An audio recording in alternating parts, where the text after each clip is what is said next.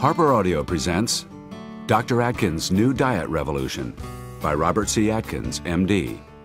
Read by Eric Conger.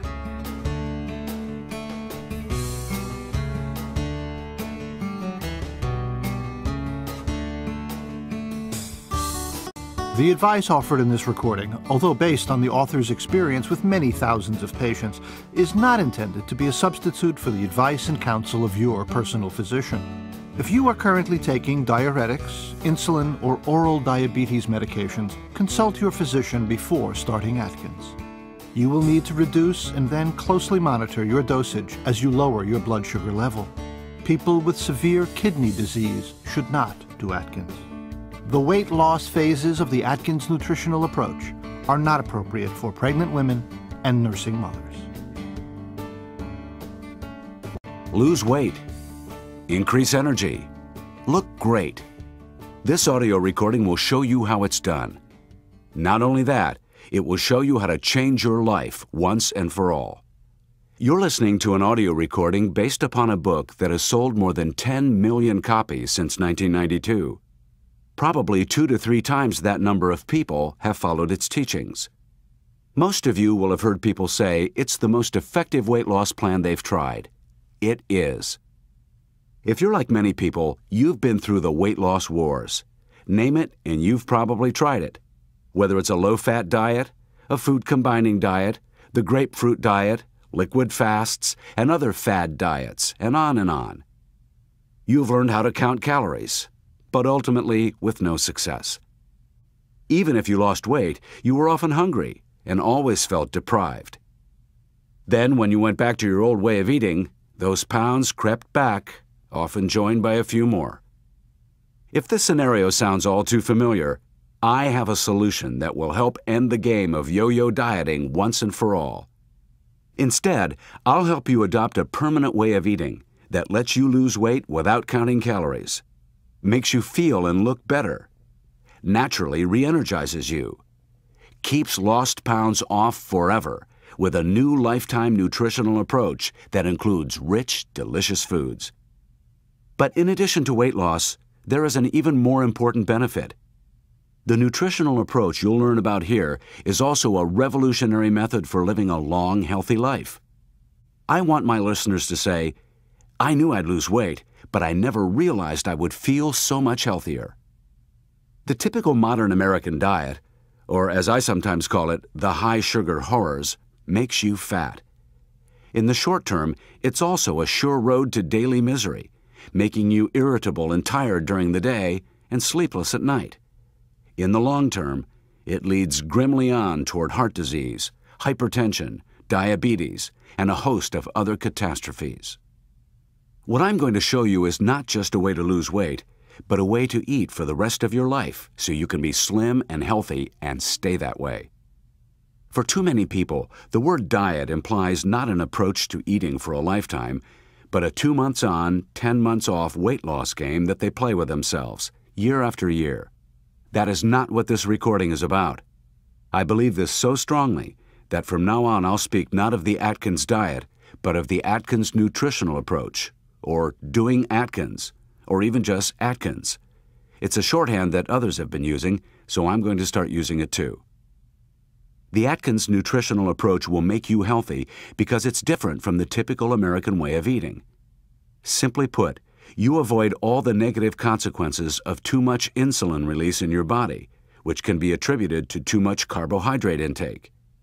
Would you like to see what I mean? Well, since they say one picture is worth 1,000 words, how about 2? In the first picture, I'm standing behind a huge table heaped with food. My expression is a mixture of pride and anticipation. And no wonder. There are mounds of seeds and nuts, platters of fish, a lobster in drawn butter, well-seasoned fish, turkey, and duck, and certainly a juicy steak. You'll spy an omelet that would do any breakfast table proud. There's no lack of variety here.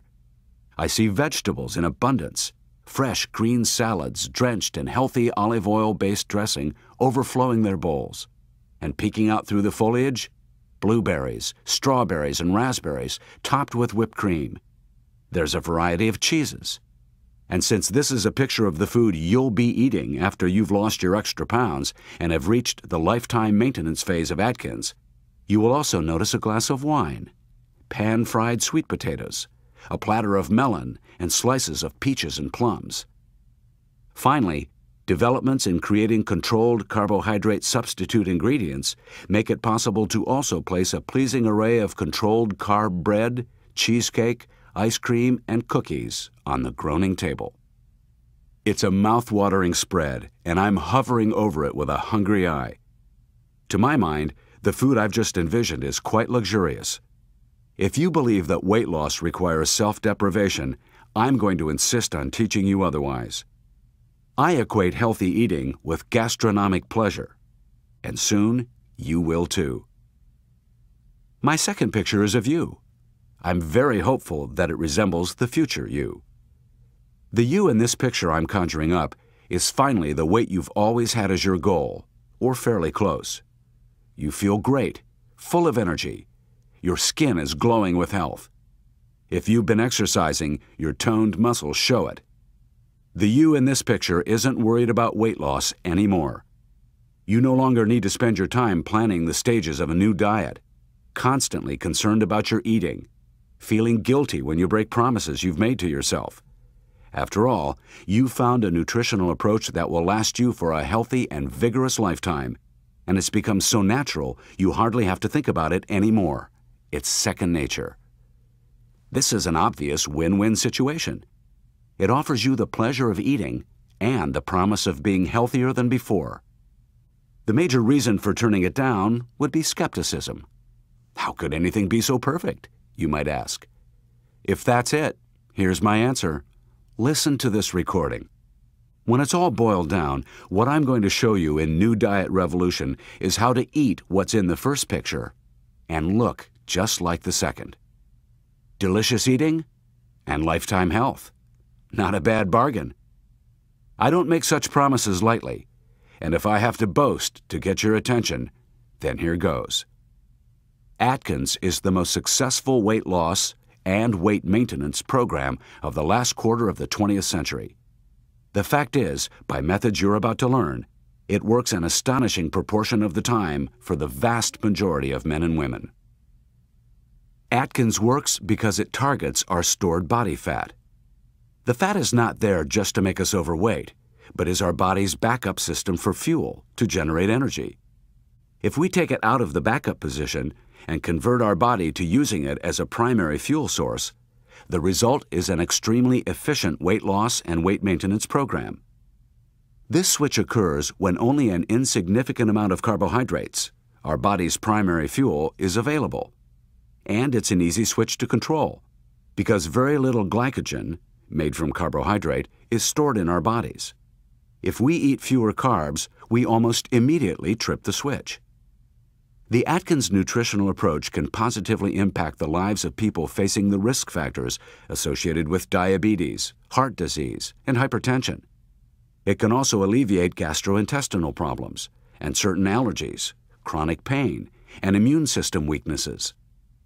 In my clinical practice, we treat individuals with optimized diets and phytonutrients.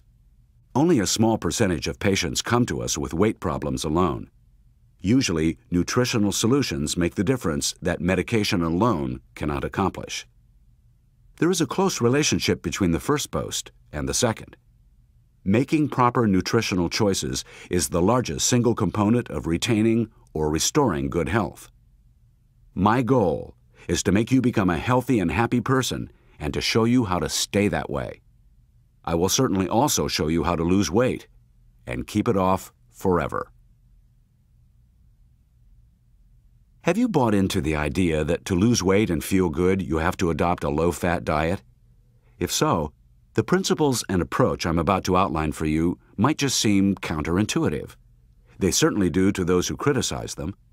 But in the 10 years since my book was first published, new scientific research has been conducted and published that shows that a controlled carbohydrate nutritional approach is better for you and for your body than a low-fat, high-carbohydrate nutritional approach. But let's cut to the chase. By following the Atkins nutritional approach for a lifetime, you will achieve 4 things. 1. You will lose weight. It's hard not to. Both men and women who follow the Atkins approach to weight loss readily take off pounds and inches. 2. You will maintain your weight loss. This is where the Atkins nutritional approach leaves most other diets in the dust. Almost every experienced dieter has gone on a diet, worked hard, lost a lot of pounds, and gained them all back in a few months or perhaps a year. This is usually due to the expected consequences of low-fat, low-calorie diets. Hunger. Although many people can tolerate hunger for a while, very few can tolerate it for a lifetime. The Atkins program refuses to accept hunger as a way of life. The plan includes foods that have enough fat and protein, so hunger is not the huge issue it is on other weight loss plans. But it still allows dieters to maintain a healthy weight for a lifetime. 3. You will achieve good health. The change is amazing. Doing Atkins, you meet your nutritional needs by eating delicious, healthy, filling foods and avoiding the sugar and carbs that junk food is loaded with. As a result, you become less tired and more energetic, not merely because of the weight loss, but because the physical consequences of a truly dysfunctional blood sugar and insulin metabolism are reversed. Doing Atkins, people start feeling good even before they reach their goal weight. Once they abandon the catastrophic American diet of refined carbohydrates for whole, unrefined food, they start to live again. It's one of the most rewarding experiences I've had the privilege of witnessing with thousands of my patients. 4. You will lay the permanent groundwork for disease prevention. You will change your life, which, believe it or not, is even more important than looking good on the beach next summer. By following an individualized, controlled carbohydrate nutritional approach that results in lower insulin production, people at high risk for chronic illnesses such as cardiovascular disease, hypertension, and diabetes will see a marked improvement. The U.S. is the fattest nation in the world. More than 60% of Americans are overweight or obese. Yet 30 years ago, it was less than 40%. Are Americans exceptionally weak-willed? Or could it be that we've developed an extraordinary collective compulsion to become thicker from front to back and wider from side to side than the rest of humanity? Why are we in the midst of an obesity epidemic? The obvious answer is that Americans don't eat the types of foods that are consistent with maintaining a normal, healthy metabolism. Mankind is not geared to handle an abundance of refined carbohydrates. Losing weight is not a matter of counting calories. It is a matter of eating food your body is able to handle. Let me place a few facts on the table, all of which we will explore throughout the remainder of this recording. Most obesity exists when the body's metabolism, the process by which it turns food into fuel, isn't functioning correctly. The more overweight a person is, the more certain is the presence of metabolic disturbance. The basis of the metabolic disturbance in obesity doesn't have to do with the fat you eat. It has to do with eating too many carbohydrates, which leads to metabolic problems such as insulin resistance and hyperinsulinism. And these metabolic problems are directly related to your general health picture and your likelihood of being victimized by killers such as diabetes, heart disease, and stroke. Moreover, high insulin levels have been associated with a higher incidence of diabetes. Since type 2 diabetics also have high insulin levels, the two epidemics, obesity and diabetes, can quite properly be considered a single epidemic. The metabolic effect resulting from excess insulin production can be circumvented by controlling carbohydrates. When you control your intake of refined carbohydrates, you avoid the foods that cause you to be fat. This metabolic correction is so striking that some of you will be able to lose weight eating a higher number of calories than you've been eating on diets top-heavy in carbohydrates. Diets high in carbohydrates are precisely what most overweight people don't need and can't become permanently slim on. Low-fat diets are, by their very nature, almost always high-carbohydrate diets and bring on the very problems that they were intended to protect us from. Our epidemics of diabetes, heart disease, and high blood pressure are very largely the results of our overconsumption of refined carbohydrates and its connection to hyperinsulinism.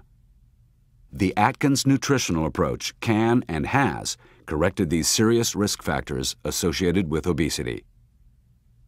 There has been sufficient evidence to make these assertions for more than 30 years now. But the heavy hand of government and such prominent organizations as the United States Department of Agriculture blanketed the nation with messages about low-fat dieting from the 1970s to the present.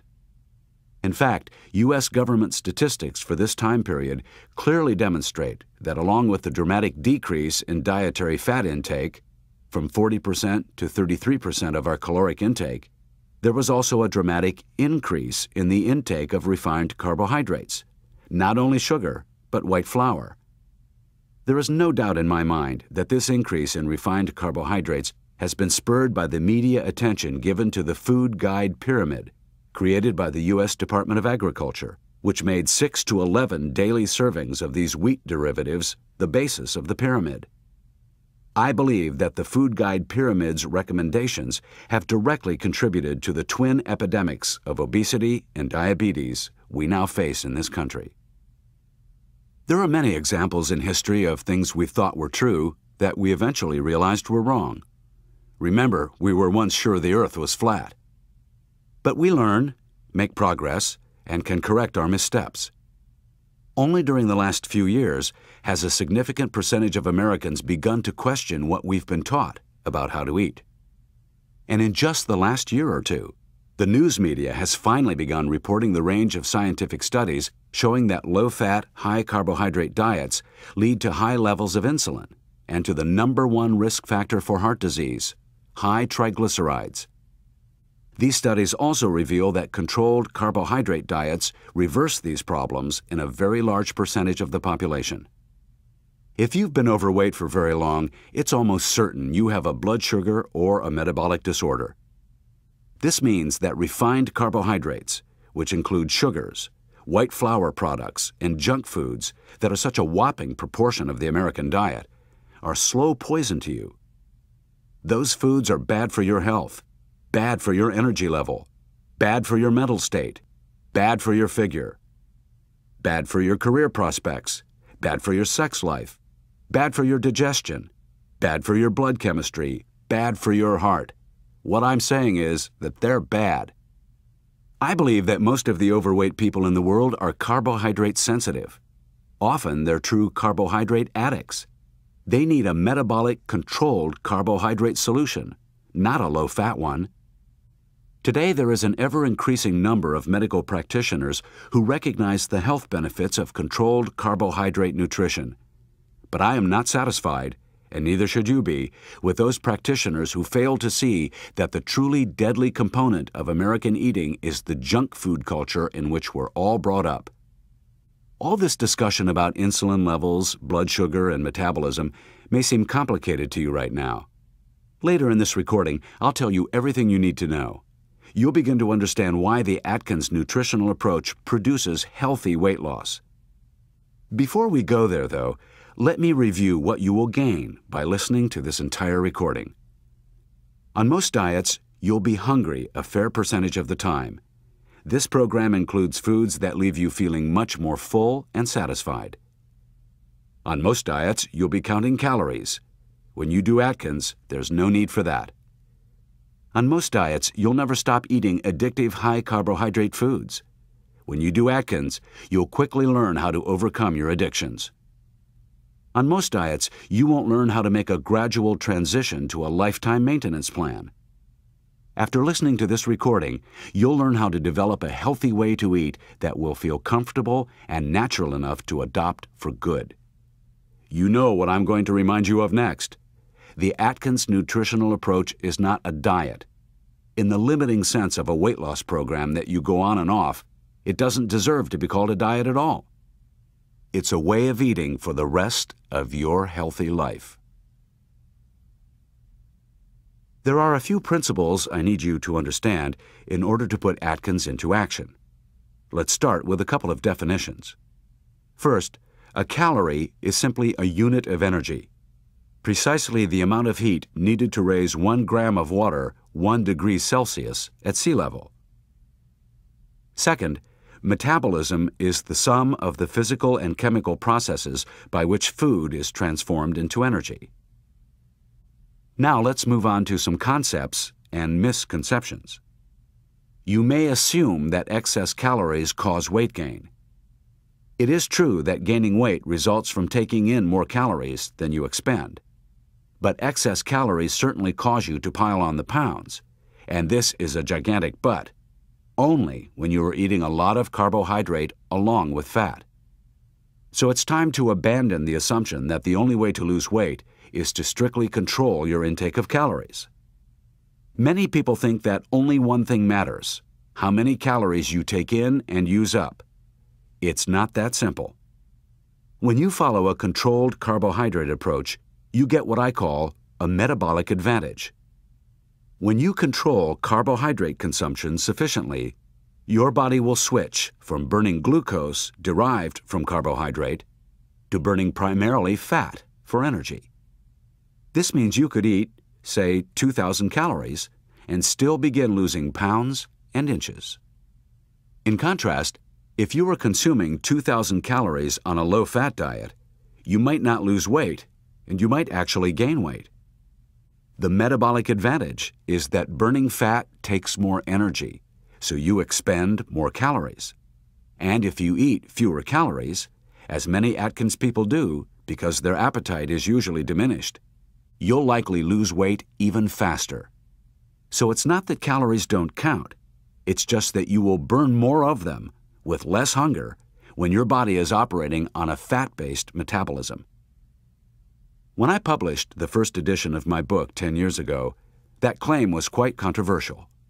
Today, it is galloping into acceptance among scientists who study the human metabolism. Here are some reasons why doing Atkins has special advantages. As I've just said, it mobilizes more fat for use as energy than any diet you have ever encountered. This incredible advantage has been researched and validated. The controlled carbohydrate nutritional approach is not one of deprivation.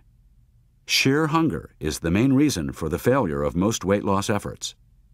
A lifetime eating plan needs to be palatable, pleasant, and filling. You will have to abandon sugar and other refined carbohydrates such as white flour. But most people find that once they shake off the sugar addiction, they feel no strong desire to go back to it. Eating Atkins style is a food lover's dream come true, luxurious, healthy, and varied. The Atkins nutritional approach is actually a continuum of 4 phases that transition seamlessly from one to the next. Phase 1, known as induction, crashes you through most weight loss barriers and will generally introduce even the most metabolically resistant person to weight reduction. Phase 2, ongoing weight loss, OWL, will carry you smoothly toward your goal. Phase 3, pre-maintenance, eases you toward adopting permanently a new, healthier way of eating that, with a modest degree of diligence on your part, will allow you to stay slim forever. Phase 4, lifetime maintenance, is the game plan that will keep those banished pounds at bay for the rest of your days. Let me state one crucial fact that you should always keep in mind.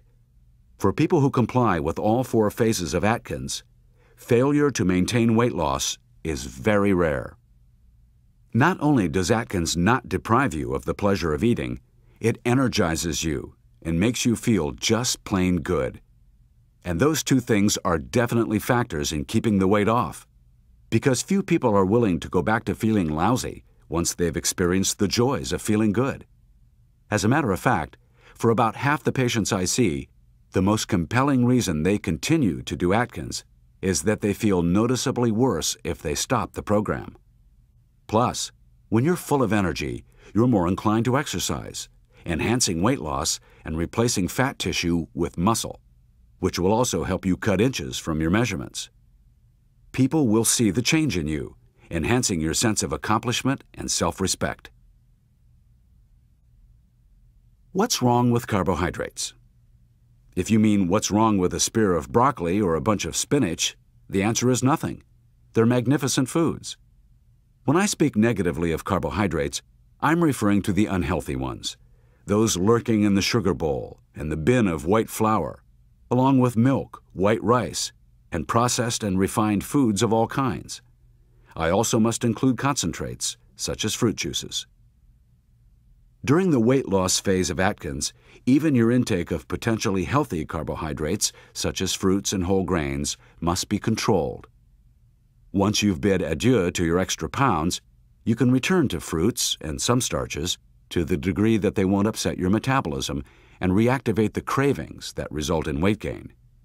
But the refined and processed foods I've just mentioned simply aren't good for you ever. Am I advocating a high-fat diet? Not in the long run.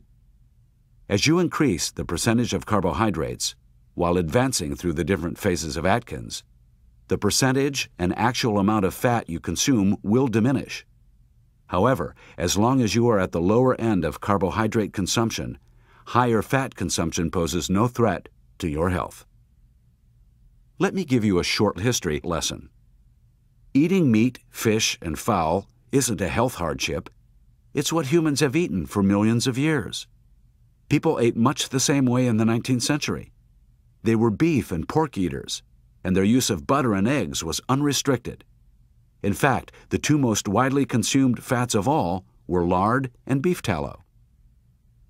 In the crucial 60-year time span between 1910 and 1970, when coronary heart disease escalated from a yet-to-be-recognized problem to the killer of more than half the population, this is what happened to America's diet.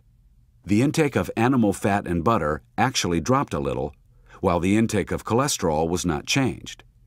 Meanwhile, the intake of refined carbohydrates, mainly sugar, corn syrup, and white flour, escalated by 60%. To understand how the human diet in most of the world's developed countries has changed so drastically in the last century, let's take a short historical detour. Even before the onset of agriculture, the human animal was able, for millions of years, to remain strong and healthy in conditions of often savage deprivation by eating the fish and animals that scampered and swam around him, and the fruits and vegetables and berries that grew nearby. Without medicine, without expertise, without insulated housing or reliable heating, our species nonetheless survived.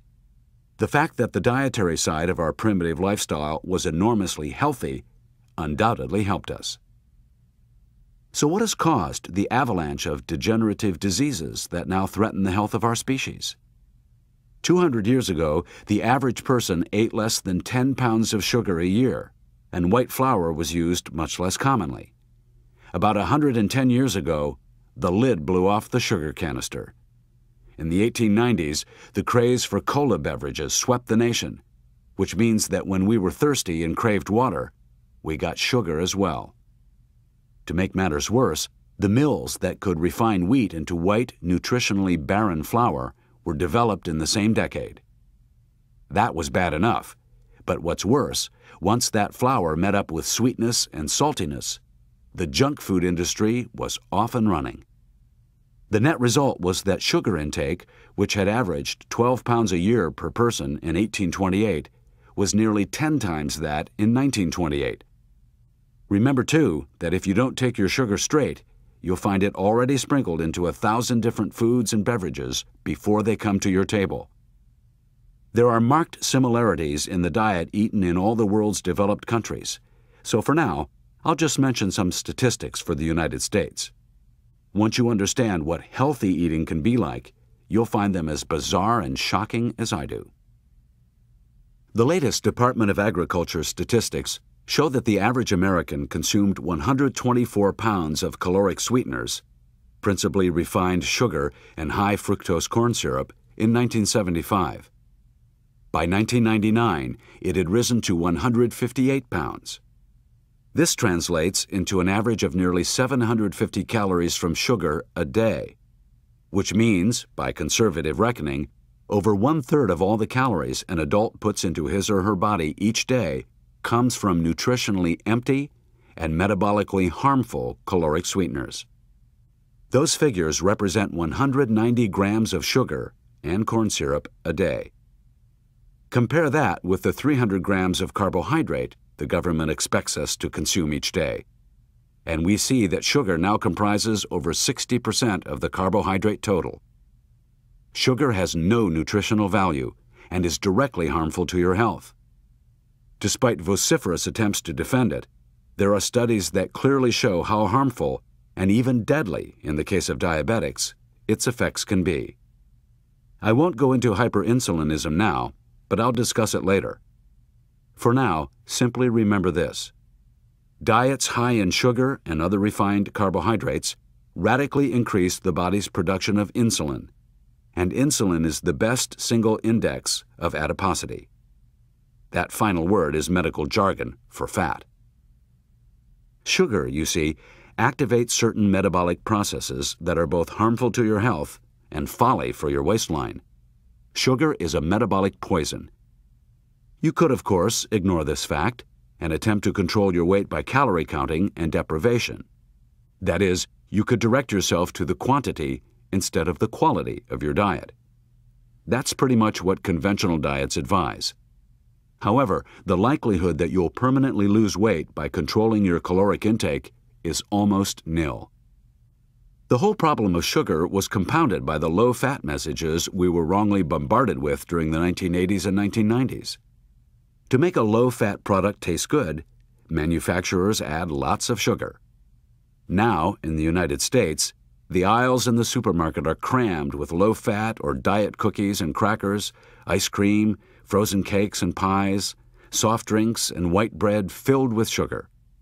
The United States has low-fatted and dieted itself to a raging epidemic of obesity and diabetes.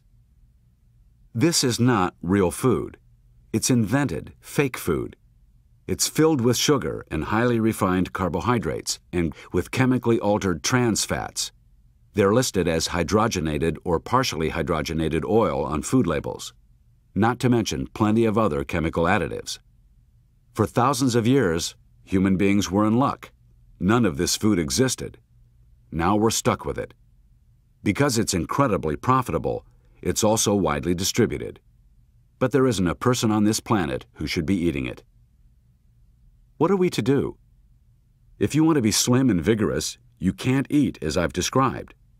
But you can eat the natural, healthy, unrefined animal and vegetable foods that people ate and grew robust on in centuries past. Nor do you have to eat like a rabbit. You can eat like a human being. You can enjoy fish, lamb, steak and lobster, nuts and berries, cheese, eggs and butter, along with a wonderful variety of salad greens and other vegetables. In fact, in the 10 years since the first edition of this book was published, one of my personal wishes has been granted. Today, a person choosing to follow a controlled carbohydrate nutritional approach has almost as many packaged and prepared food options as people who are, unwittingly, following a low-fat diet. Visit your local natural food store, drugstore, supermarket, or even mass market store, and you'll see the wide variety of food products available to someone who understands the benefits of controlled carbohydrate nutrition. Advances in scientific understanding have paved the way for alternatives to foods that are high in carbohydrates. Foods such as pasta, bread, muffins, cakes, candy, and even ice cream, not to mention the wide variety of energy bars and ready-to-drink shakes. On all 4 phases of Atkins, you select from an increasingly liberal array of foods that are sources of the healthy carbohydrates. Your overall intake of them also gradually increases. Once you've reached your goal weight, you can eat larger helpings of healthy carbohydrate foods, as long as you stay below the critical carbohydrate level for maintenance, CCLM, which will be explained later on in this recording. In simple terms, this means knowing and adhering to a threshold of carbohydrate intake that allows you to neither gain nor lose weight. It's worth mentioning that each person has an individual threshold, depending upon age, level of physical activity, and other factors. Common sense dictates that when a lot of people try the same answer to the same problem, and most of them fail, there's something wrong with their solution.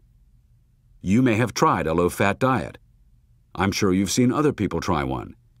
After a promising start, they often end up as failures.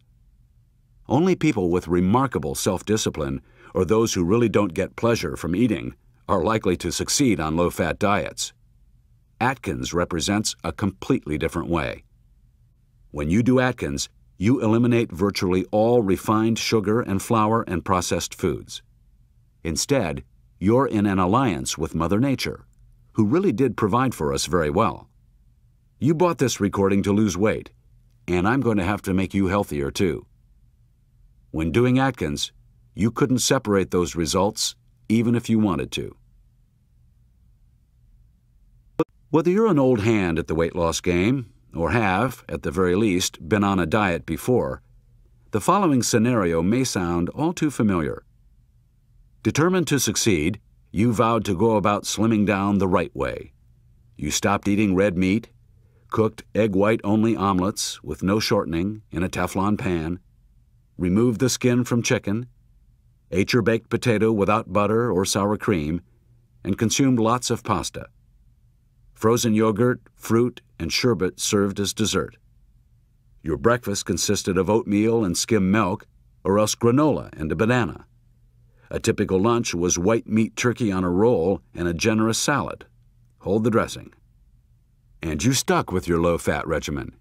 You knew it was the right diet because your friends and family congratulated you on your healthy habits. Yet somehow it never felt quite right for you. Nor did it ever work the way you thought it would. You found that you weren't quite satisfied eating this way. You were often hungry and low in energy, and worst of all, permanent significant weight loss proved elusive. You never actually achieved the goals that motivated you to go on a diet in the first place. Here's the good news. Most of you will now find that your frustrations are about to end.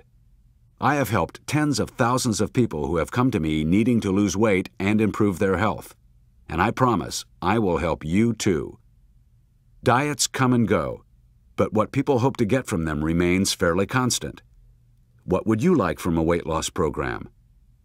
Let your fancy run free. Would you like to be freed from hunger much of the day? Eat until you're pleasantly satisfied and full? Enjoy foods so rich that you've never seen them on any other diet? Never have to count calories again?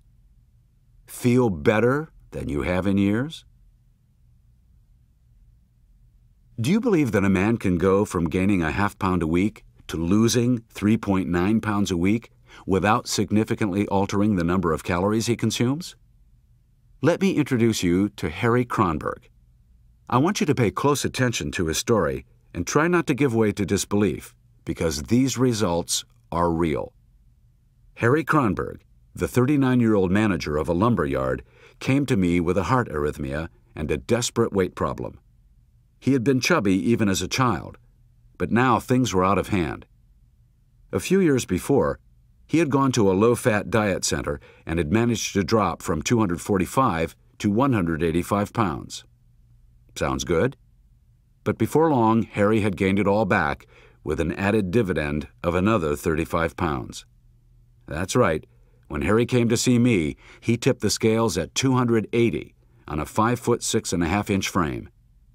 In the previous 35 months, eating a relatively starchy, low-fat diet of approximately 2,100 calories a day, he had gained 70 pounds, exactly 2 pounds a month.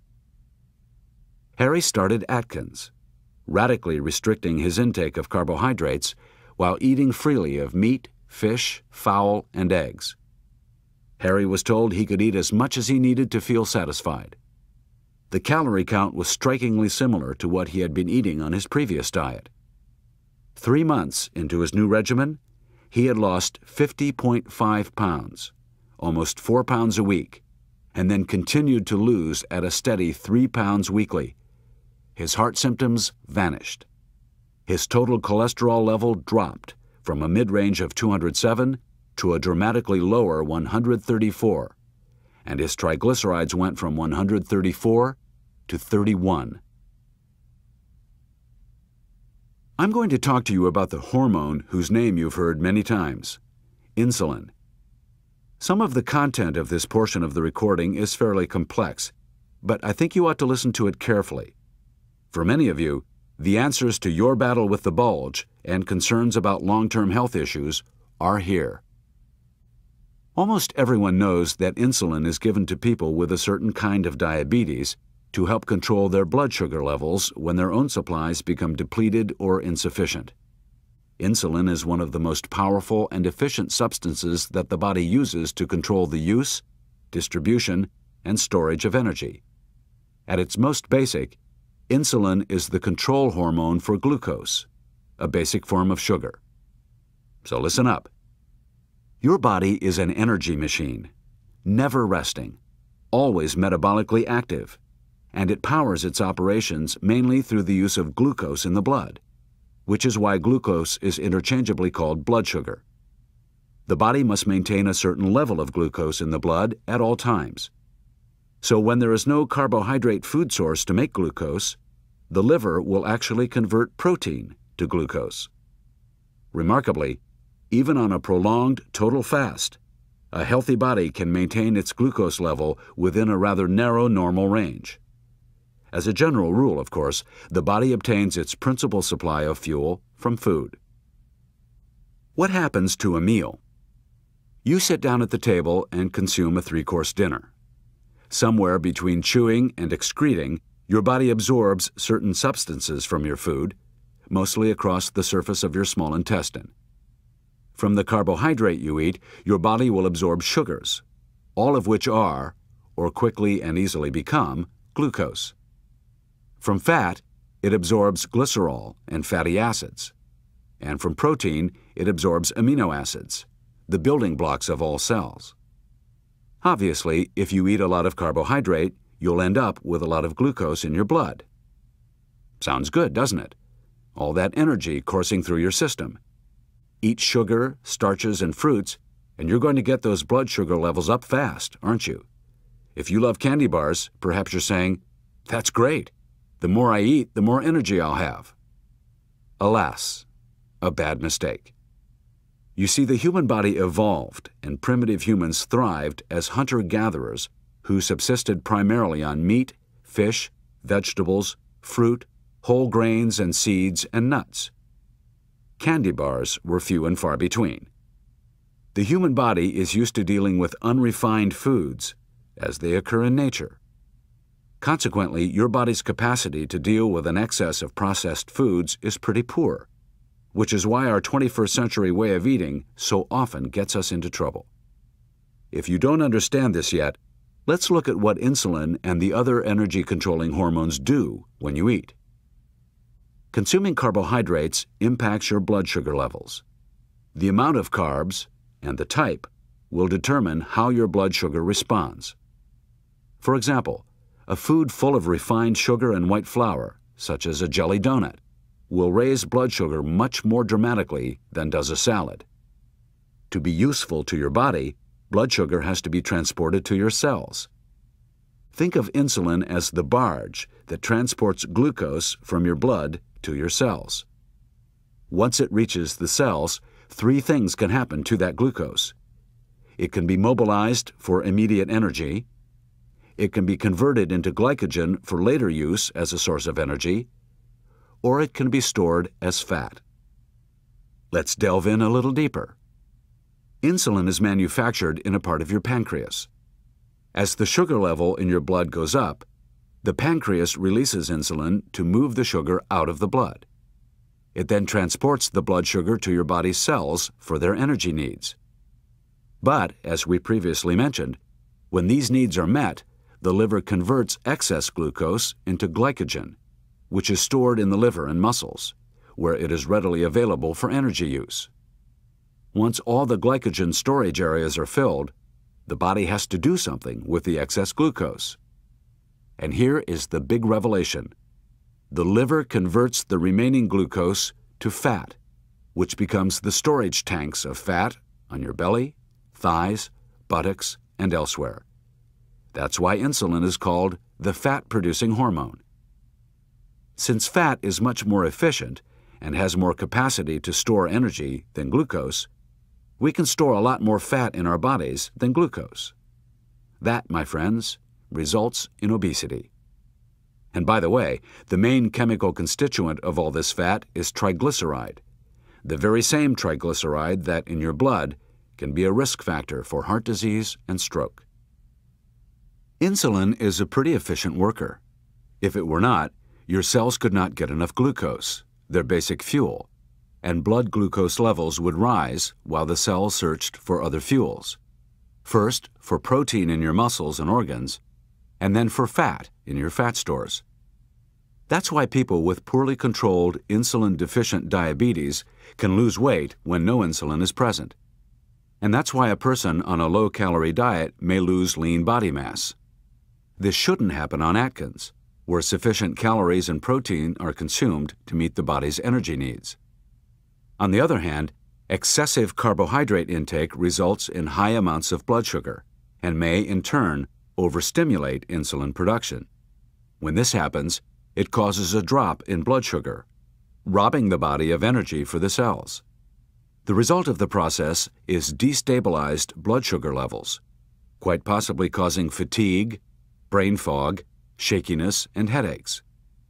The body attempts to adjust by liberating counter-regulatory hormones, such as adrenaline, to raise the glucose level. But another stiff dose of insulin can overpower the effects of those hormones. Fortunately for most of us, this glucose balancing act takes place automatically, and our blood sugar stays in a fairly narrow, normal range. But for some, the bodily insult of massive insulin release to deal with massive blood glucose levels has been going on for years, causing the glucose-regulating mechanism in the body to break down, initiating unstable blood sugar and eventually diabetes. Hyperinsulinism is the condition that results from too much insulin being produced by your body. It's easy to see how this might happen when you realize that there's a relationship between the kinds of foods you eat and the amount of insulin in your bloodstream. Foods rich in carbohydrates, especially sugar, honey, milk, and fruit, which contain simple sugars, and refined carbohydrates such as flour, white rice, and potato starch, are readily absorbed through the stomach, so they speedily convert to glucose. When these foods are eaten in excess, they require a lot of insulin for transport. Foods made of protein and fat, on the other hand, require little or no insulin. Protein in excess converts to glucose in the liver and requires some insulin to transport it to the cells. Fat requires essentially none. And what happens when there is too much insulin? As an overweight person becomes heavier, insulin's effectiveness may decline. The cells become desensitized to the action of insulin, so it can no longer effectively transport glucose to them. This is known in medical circles as insulin resistance, which quickly leads to hyperinsulinism. Numerous studies have shown that insulin resistance is more prevalent among the obese, although even some individuals who appear slim and healthy may actually be insulin resistant. What appears to happen is that the insulin receptors on the surfaces of the body's cells are blocked, which in turn prevents glucose from reaching the cells for energy use. That's one reason overweight individuals may be tired much of the time. When insulin is ineffective in taking glucose into the cells, the liver converts more and more glucose to stored fat. Your body is, in fact, becoming a fat-producing machine instead of an efficient energy-producing machine. Your body's hormonal system is now in desperate straits. At this point, insulin is being secreted more and more frequently to deal with high blood sugar levels, and it is doing its job less and less effectively, which makes you crave sweets and carbs, which compounds the problem in a vicious cycle. In time, even the insulin receptors that convert glucose to fat start getting worn out, forecasting diabetes. Ah, but you came to this book for weight loss.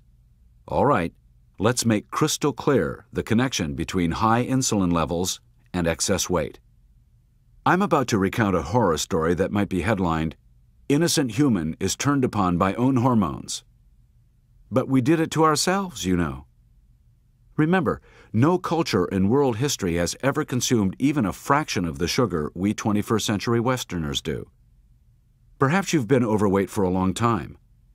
Once, there was a stage in the progress of your metabolic disease when you could lose weight pretty easily, even if you sharply cut your caloric intake. You'd gain the pounds back, but at least at the price of hunger, you could shed them again. Then, although your weight continued to yo-yo up and down, you began to notice that the yo-yo went up easily, but getting it to fall down again was harder and harder. Now, maybe you're past even that stage. You simply cannot drop pounds. If you are, insulin has really closed the trap. The pancreas, faced with your abuse of simple and refined carbohydrates, has become so efficient at secreting insulin that just a touch of blood sugar will release a flood. In response to high insulin levels, your body has become intent on storing fat by the process I've explained. Group A responders will recognize the role that excess insulin plays in preventing weight loss by giving you an ongoing sensation of hunger that can be satisfied only by constant overeating. Now that you've reached this understanding of the metabolic basis of being overweight, imagine going into your doctor's office after diligently eating a low-fat diet that was quite possibly high in sugar and carbs. And imagine being told, well, if you just had a little more willpower. Sad, isn't it? Willpower is not the issue. To lose weight, you're going to need the controlled carbohydrate nutritional approach offered by this recording. You will also need the other two legs of the Atkins triad, regular exercise and nutritional supplementation. I know I've produced a really heart-sinking analysis of how and why fat accumulates on your body. So what do you do now? You adjust the insulin spigot. And so far as weight loss goes, the answer lies in two entwined concepts: burning fat and controlling carbohydrates, which we will explore later in this recording. Once you've been heavy for some time, you're in a metabolic trap, a sort of high-walled box created in large part by high insulin levels. You may have already noticed that you're trapped. Certainly trying diet after diet and failing on all of them is depressing. I know from personal experience and from the comments of thousands of my patients just how tightly the lid of metabolic obesity seems to press down. Fortunately, there is a key to unlatch this box. A perfectly natural bodily process called lipolysis can lift up the lid and let hope shine in. The definition of lipolysis sounds like nirvana to a person longing to lose weight. It means the process of dissolving fat. Isn't that exactly why we're all gathered here today? Now I will tell you the secret to unlocking the latent power of lipolysis. When you burn fat, it breaks down into glycerol and other fatty acids. How does the process actually work? Are there any drawbacks? There are plenty of lay people and even physicians who think there must be. And burning one's fat off sounds like a faddish trick. These folks give a skeptical shrug and say, "I'm sure people lose some weight with your approach, Dr. Atkins, but don't they gain it right back again?" The interesting thing is that if they adhere to the 4 phases of my program, which includes finding their critical carbohydrate level for maintenance, CCLM, meaning the amount of carbohydrates they can consume and neither gain nor lose weight, not many do.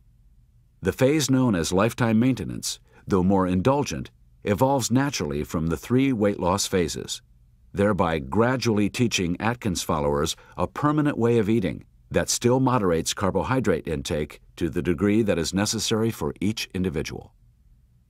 As for the weight loss phases of Atkins, they are simple and overwhelmingly effective. I don't see any reason why I should understate the facts. Lipolysis is one of life's charmed gifts. It's as delightful as sex and sunshine, and it has fewer drawbacks than either of them. In the earlier editions of my book, I used the word ketosis to describe this wonderful process. In fact, here is exactly what I said.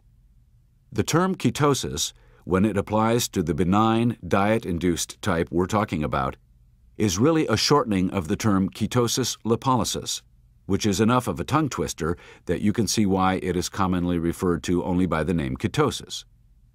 Well, experience is a great teacher, and over the years I have learned that in my attempt to simplify things, I created confusion.